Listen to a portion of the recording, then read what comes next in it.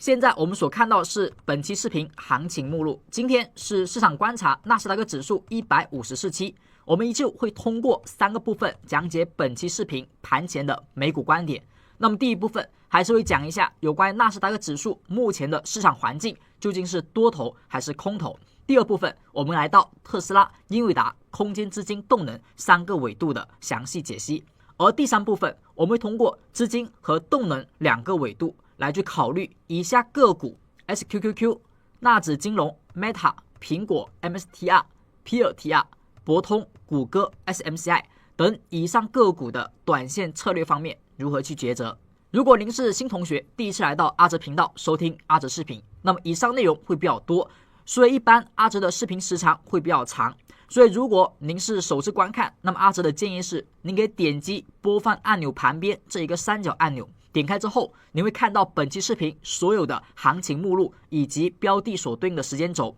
那么点击对应时间轴，您可以看到您最想要优先观看的内容，希望对您能够有所帮助。而如果您是老同学，阿哲更希望大家能够从头到尾一字不落的收听完整。现在我们来到第一部分。在前期我们上周的几期视频当中，阿哲一直有提到一个方法，叫做下跌商法，一种经典的蜡烛图形态。而目前的市场就在构筑下跌商法当中。那么什么叫做下跌商法？就是市场出现了一个明显的大跌。那么像上周周一出现的 4% 的指数的下跌，很明显满足这种要求。在一个明显下跌之后，空方动能衰竭，甚至呢有很多人空头平仓获利兑现，而多头趁机进场去抄底买进。在往后的市场当中出现了一个反弹，但反弹力度没有超过大跌的高点，那么整体的反弹空间有限，后续再以一根大阴线结束本次反弹行情，这是一个下跌商法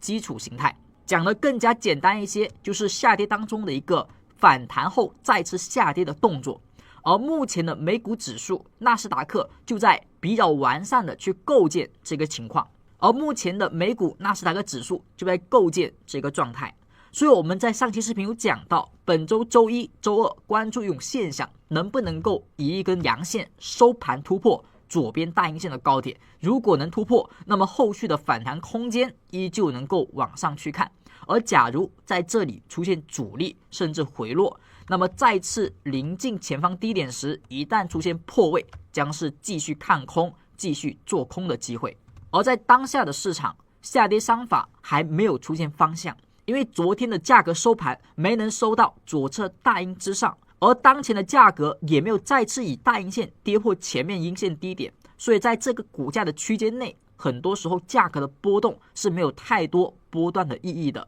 只能短线去看多亦或者做空，但它的价值其实不大。那么对于下跌商法，我们再进一步的去学习一下，因为它有很多的变样。这一波行情是纳指22年的熊市下跌行情，在熊市下跌当中，下跌商法经常会帮我们指引方向以及做空的点位。我们看到最左侧的这一个股价走势，当市场出现明显的大阴线下跌时，那么后续股价的反弹就有可能是下跌商法的构建。它只要不是有效突破阴线的高点，那么在此之前超过3天或3天以及以上的反弹都可以称为下跌商法的构建。当再次以一根阴线，特别是有效的大跌 K 线时下跌破位，那么方向将依旧会向下去看，哪怕后续再反弹，那么价格往往还是下跌。这种下跌商法就是标准的下跌中继，往往后续有更多的下跌空间。我们再看到这里，价格下跌当中出现了一个明显的大阴线下跌，而大阴线下跌后反弹时间是不是有3天了？我们说3天或3天以上都是比较不错的下跌商法的时间。反弹过程当中虽然突破了一下，我们说突破就说明了多头比较强势，那么这一个位置它处于熊市反弹，但是突破的第2天又再次跌回来了，所以多头力度较弱，而这一天再次下跌，这一天再次暴跌，方向选择就是向下的，因为它收盘再次跌破大阴低点。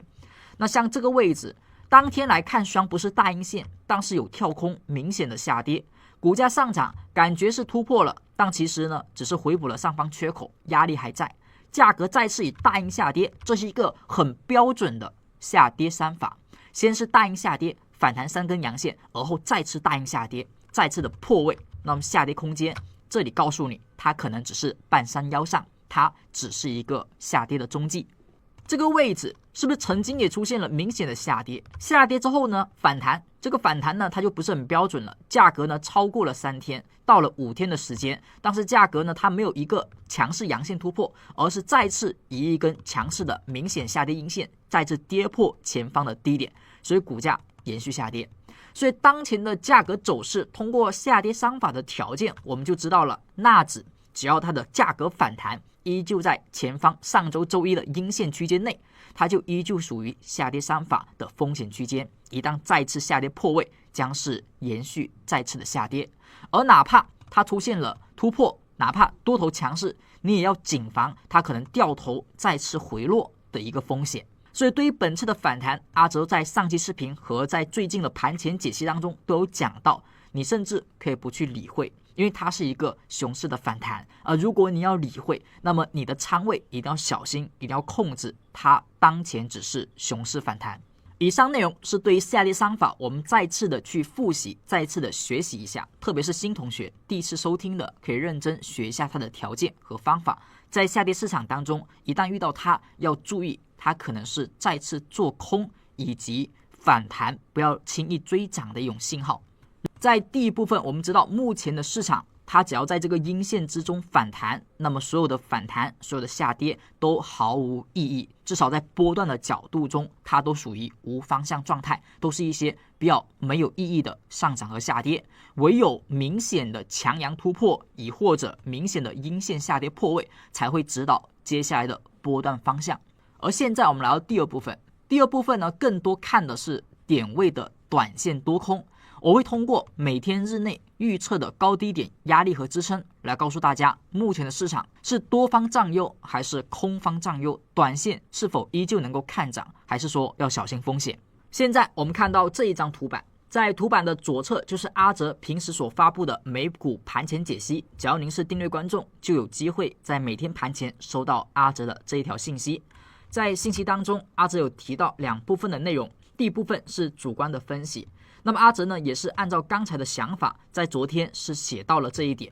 目前是属于熊市操盘思维当中，所以任何的上涨以反弹看待，更何况呢是在下跌商法的大阴震荡区间内。所以这里呢有2个思路，你可以不去理会本次反弹，除非它的反弹力度能够让它回归170天均线之上，那就有可能改变趋势。在此之下，我们认为它都是熊市反弹。第二部分是你可以参与本次的反弹，但是应该以短线为主，仓位一定要控制。反弹的多单止损在这2个价位，反弹的目标压力在这2个价位。那么纳指如果再次收盘跌破这个点位，就是前方周一大阴的低点，那么就会构成下跌商法的加仓点，空方加仓点。那么这也可以说是 SQQQ 等标的的右侧做多点。当然了，如果纳指碰到压力位出现下跌 K 线，也可以认为是反弹受阻。比如说目前出现的就是价格在阴线的高点处受压，如果今天收一根阴线，那么我们是不是要注意了，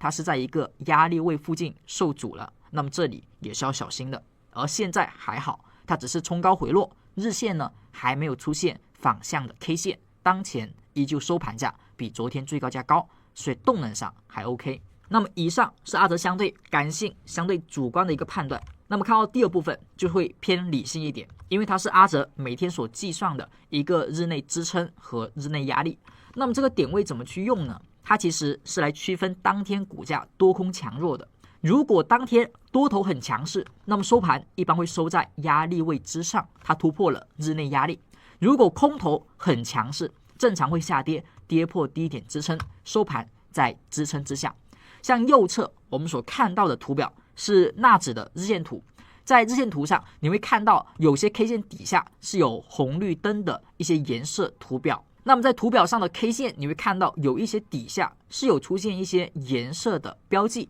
我们叫做红绿灯。而当天如果是一个红灯，说明当天股价收盘跌破了预测低点支撑，是一个空方较强的信号。那价格的下跌走势只要是红灯以及红灯延续，都属于空方强势的信号。而价格如果出现了绿灯，就说明当天的收盘突破预测的高点，也就是压力，收盘过了，说明多方强势。而如果下跌是持续了很长一段时间，这种绿灯你要小心它会不会是一个反弹而已。所以以此呢，我们也可以判断一下昨天 K 线的多空强弱。昨天的高点压力是 17904.99， 低点呢是 17622.58， 所以股价收盘在这两者之中就属于无色的 K 线，那么不是绿灯，不是红灯，说明多空之间较为平衡，没有进一步的去扩张，多方没有进一步增强，空方也没有转向进行反攻。在上期视频当中我们有讲过，如果周一的 K 线是阳线，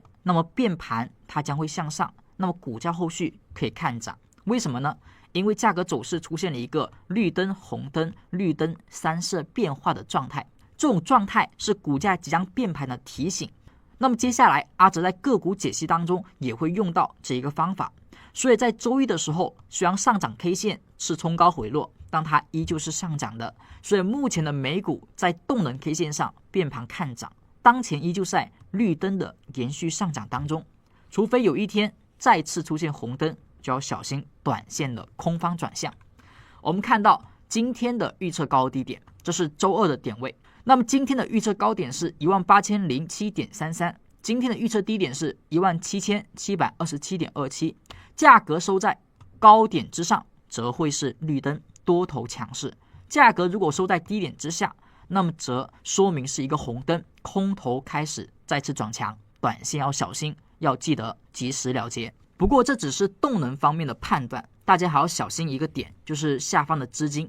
这是动能和资金我们结合来去研判，动能上目前依旧看涨，但在资金上要小心一个信号，就是目前的绿色柱上穿了黄色线，上穿了零轴。那么资金柱如果上穿了零轴或下穿了零轴，我们认为是一种短线变盘信号。现在你所看到的是纳指的日线图，这个技巧之前我们多用在个股的分析当中，很少去讲到纳指。那么今天我们来看一下纳指，目前阿哲所标记的这些黄色线就是对应的当天的资金轴在流出下穿零轴以及流进上穿零轴的时候，而在昨天周一的上涨当中，这一个零轴就被由水下上穿到了水上。那么在 BBD 资金当中，这是一种变盘的信号，有可能会见到高低点。我们看到价格如果是上涨时上穿了零轴，那么这根 K 线就有可能是变盘高点，除非能够把它的高点再次的收盘突破，我们认为它不是变盘高点，会延续上涨。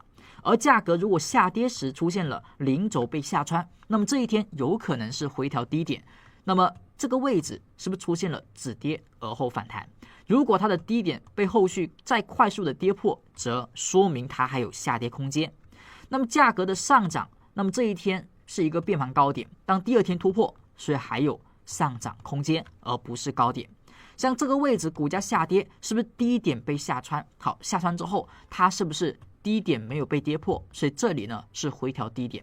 那价格上涨的时候出现了上穿，那么这一天高点没能突破，所以是短期的变盘高点。这一天是股价下穿了零轴，那么低点没跌破，所以短期变盘向上，它是一个变盘低点。价格又再次的回落，回落过程当中，这一天是下穿了零轴，那么下穿零轴的当天，我们认为是变盘低点，但是这个低点第二天就被跌破了，所以认为价格还有延续下跌的一个机会，或者说延续下跌的空间。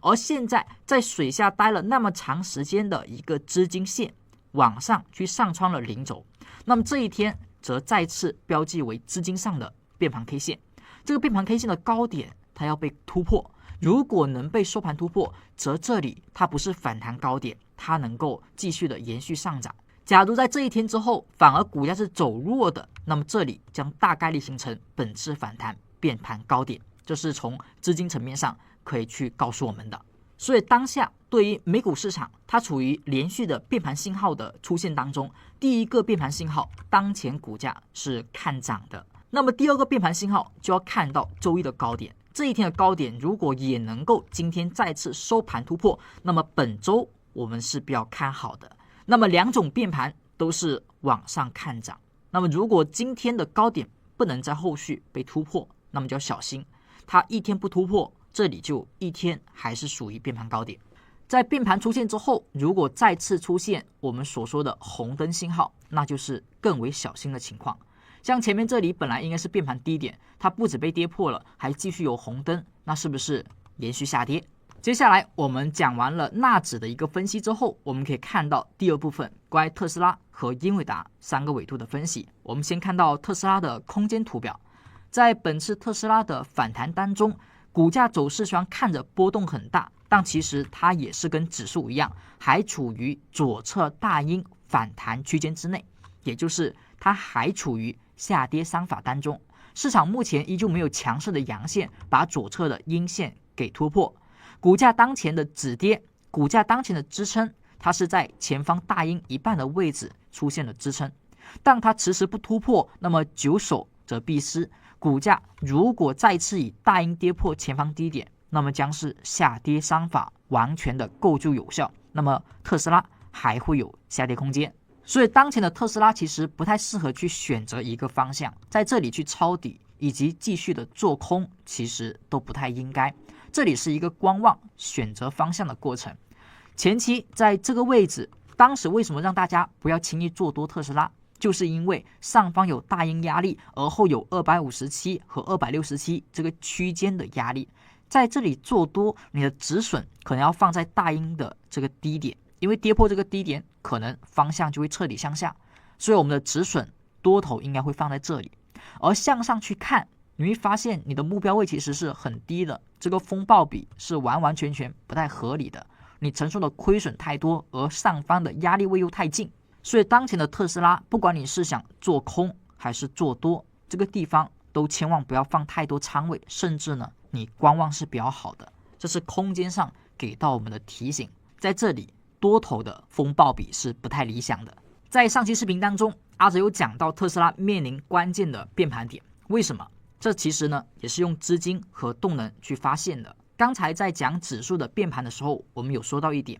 就是市场出现由下至上上穿的 K 线，这一根资金轴上穿了，那么说明所对应的这一天有机会是反弹高点变盘，这是刚才我们所讲的纳指的用法，而个股当中是一样的。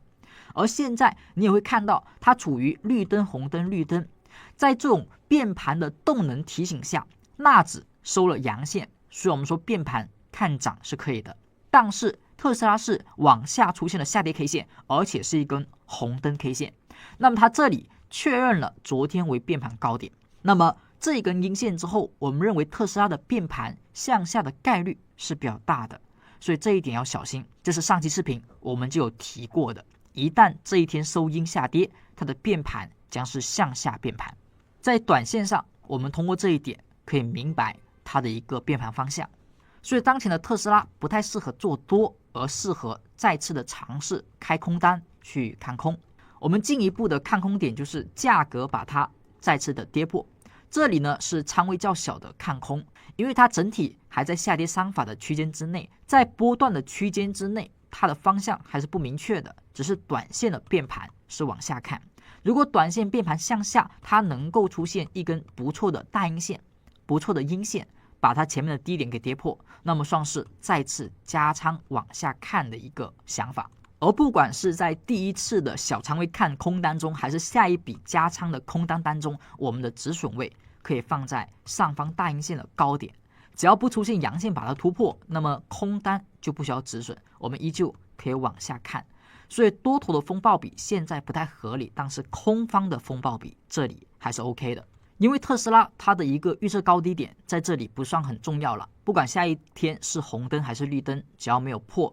左侧阴线高点，空单就不需要止损。所以在这里呢，我们的预测高低点就不标记出来了。大家如果是感兴趣的，也可以看一下今天盘前的解析，阿哲会把预测高低点放在信息当中。接下来我们看到英伟达的解析，现在我们看到是英伟达的空间图表，在上期视频当中，我们给到一个上方的压力区间是 124.768 和 120.734。本次反弹当中，对于压力位的确认就是突破后再次跌落，亦或者突破时就受阻了。而你会发现的是 120.734， 在上周周五的时候是收盘突破了，而在昨天周一的时候冲高回落，是不是重新的跌破？这是对于这一个压力位确认有效的表现。所以在空间上，这是一个风险的信号。在空间上，股价除非今天能够再次收盘站在 120.734 之上，我们才能认为这个压力位再次的被突破，否则这里的风险会一直持续。而我们看到资金和动能上，短线怎么去分析？在短线上，上期视频我们说这里有变盘高点信号，但是变盘高点的 K 线呢已经被股价给收盘突破了，所以价格呢只要不跌破曾经这一天变盘高点所对应的 K 线，它只要不是下破，我们就认为它依旧会往上运行，反弹就还有空间。但是大家要注意的是，在上涨过程当中，你不知道这个变盘后它的涨幅究竟能多少，这是无法去测量和计算的。你只知道变盘之后方向还会往上涨。而在周一的时候又出现了冲高回落，而这一天是一根复阴线，也就是乌云盖顶，同时底下是一个红灯。我们变盘之后看涨归看涨，但一旦出现了红灯，一旦出现了负线，我们还是短线要有什么行为？要有减仓行为，短线要有获利兑现的行为。因为我们说过，红绿灯的一个较为简单的顺势操盘手法，就是股价如果是空方，价格在下跌，红灯为主，那么只要是红灯，空单就还是安全的。而如果出现了绿灯，那么相对你要去做减仓，甚至呢要去清仓获利兑现。再次出现红灯时，短线才能继续的去看空，才可以认为之前的绿灯仅是反弹，无法影响趋势。后续延续的绿灯则延续的看空，直到再次绿灯的产生，我们再去了结之前的空方的利润。那么在上涨时也是如此，上涨过程当中，如果你是做多的，那么以绿灯为主，绿灯长亮，那么多头就没问题。每次遇到上涨当中的红灯，不代表一定会下跌，但它代表你的多头不能无动于衷，你的多单至少要稍微的去进行减仓了，要小心了。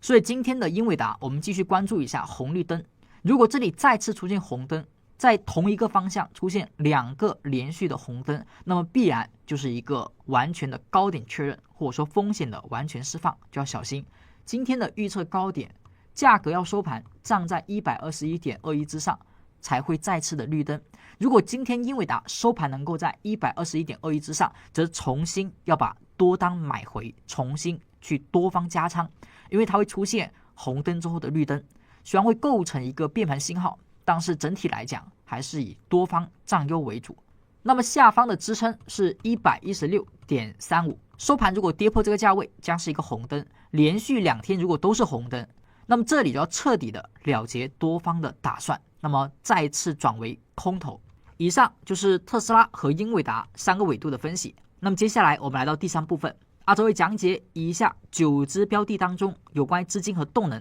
短线上的策略。第一只标的是 SQQQ， 现在我们所看到是 SQQQ 日线的图表，上方呢依旧是动能 K 线，下方是资金指标。下方我们注意一个资金指标的现象，就是它也临近了下穿。虽然目前的纳指是提前穿过去，但是 SQQQ 还没有， SQQQ 离资金回调下穿还差一点点，基本上今天就会出现下穿。那么下穿的那一天，就是变盘低点的可能会大大增加。我们要关注 SQQQ 今天的 K 线的低点支撑是否有效。所以变盘点呢 ，SQQQ 是本周周二。我们看到前期的变盘 K 线，资金在低位出现下跌反弹上涨的时候，它是不是出现了上穿？正常的股价走势如果是上穿，那么它应该是变盘高点，但这一天却被突破了，所以它不是变盘高点，反而是延续上涨。所以这个地方我们在今天要关注它是否为变盘低点，关注它的低点能否有支撑产生。如果今天周二的 K 线低点被后续收盘给跌破，那么说明 SQQQ 将会继续的回落，这是变盘点上的使用。而在资金 K 线上，在上期我们讲过 SQQQ 它也处于一个红灯、绿灯、红灯的这种变盘信号。在这种变盘当中，我们的手中筹码尽可能不要再去随便的加仓，甚至呢，如果前期你是有所利润的，那么你应该有所减仓，因为变盘方向你不确定它的级别、它的时间、它的力度。那么现在在变盘之后出现的是一个下跌的 K 线，今天收盘比昨天最低还要低，所以明显的重心下移，我们认为它的变盘方向应该是往下移的。纳指的变盘方向向上，所以 SQQQ 的变盘方向则是往下。那么它的这一波下跌，在周期上来讲，比较大级别的支撑就是170天的均线，因为曾经是对170的有效突破，那么本次回踩较为强势的支撑就是170。所以目前的 SQQQ 从价格走势上变盘是今天下跌，当前依旧向下看，关注一下今天下跌的 K 线力度。如果今天不是再次出现明显下跌，而是10日星甚至是低开高走的一些买入信号，那么对于低点变盘来讲，甚至直接可以作为再次的买点。我们来看一下今天怎么样会出现绿灯 K 线。今天的预测低点支撑它是 34.75， 这个点位收盘只要不跌破，它就不是红灯，它依旧呢在延续红灯的下跌当中，下跌的多头就没有进一步增强。而预测的高点今天是在 36.59， 股价的收盘价如果突破它，那么就是一个绿灯，那么在变盘时间同时出现绿灯，我们认为可以看涨。这是有关 SQQQ 的一个解析。那么现在我们看到 HXC， 也就是纳指金融中国指数，昨天呢再一次一根大阳线启动，那么中概股是否也会出现二波行情？前面一波上涨之后，在前高处出现了滞涨，那么稍微震荡了几周时间，在昨天周一出现了强势的上涨。那么东升西落，是否真的如此明显？这根阳线是否启动中概股再次的新的一轮行情呢？我们来看到下方资金层面的表现。那么资金层面，我们是不是要关注它的一个变盘信号？就股价上穿下穿的时候，我们把它标记一下，最近出现上穿下穿的 K 线。那你会发现昨天就是上穿了，那么前期价格下跌反弹，上穿 K 线是不是变盘高点？那么它略微回落了3天，但后续呢就突破了它的变盘高点的低点是没有被跌破的。好，所以价格在这里是一个延续的上涨。我们再看到这根 K 线，在高位出现了长上影线之后，价格第二天暴跌，暴跌时出现了一个下穿 K 线的低点，并没有被有效的跌破，所以这里形成了一个震荡区域，有点像是我们所说的下跌三法，只是呢它在上涨途中，所以就不太合格。而价格走势在反弹当中，这一天又出现了上穿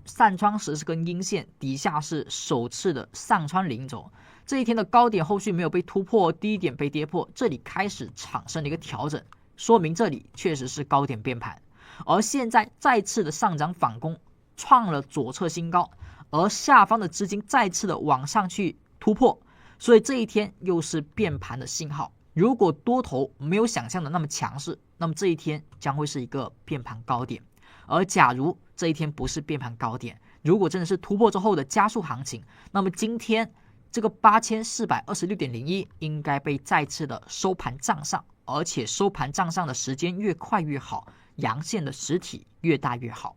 所以这里我们不能说这里就立马会启动，这里还有再一次的变盘高点的可能，要去验证，要去确认。我们要特别小心，在突破之后，在变盘高点确定之后，它出现红灯的 K 线。所以这里呢，我们需要画一下红绿灯的一个价格。它的预测低点是 8248.27， 收盘跌破则是红灯，就要小心。它的预测高点是 8581.94， 那么股价收盘涨上去就依旧是绿灯，那么大概率我们说它是一个突破，它确实是行情的启动点。接下来我们看到 Meta 的股价走势是不是依旧在170天线附近存震荡，但是还没有跌破，所以 Meta 整体的力度是比较不错的，结构上还是强势的。下方的资金是没有出现上穿，所以当前的资金呢没有变盘的一个信号。前期的变盘 K 线这一天是下穿，当下穿之后立马跌破，所以它是一个延续下跌的 K 线，而不是一个低点变盘。目前还没有上穿，整体资金流进要比指数弱一点点，这里是短线上的。刚才说的强势是结构上的。我们再看到底下的 K 线形态，这个 K 线是不是一个晕线？小 K 线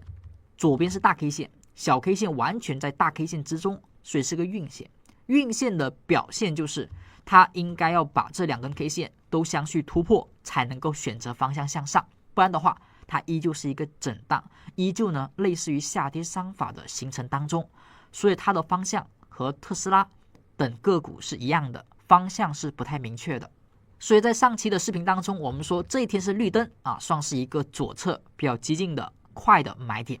但是我们说更加明确的是，有一根 K 线能够突破运线，我们更能够看涨。而在这之中呢，哪怕买仓位也不要太多，因为它的方向其实并不是很明确。那么当前的 Meta 就这么去看，它的方向不明确，哪怕买，哪怕做空做多，都不要用太大的仓位，关注这根阴线的高低点，看它是选择下破运线还是上破运线，而后再去选择做多和做空仓位较大的部分。如果您目前是关注 Meta， 可以这么去看。那么接下来我们再看到苹果，苹果的走势也是一个运线组合，类运线，但是不是很标准。而价格股价出现了这种结构之后，是不是出现了一个反弹？那么反弹的力度也并没有去突破这一个小 K 线的高点，或者说没有去有效的突破。在股价出现下穿时，我们说有可能是变盘低点。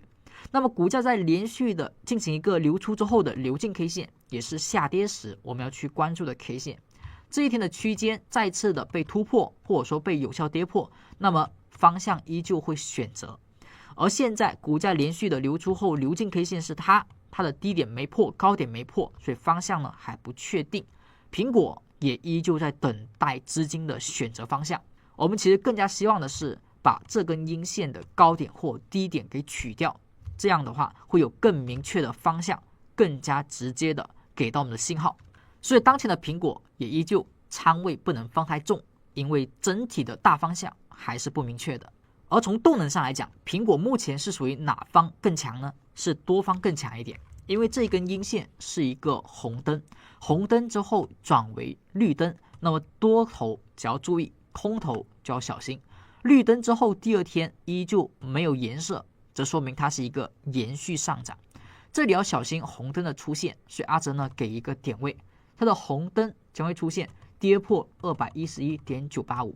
跌破这个点位则是一个红灯，那么就要小心它的方向大概率会选择再次向下。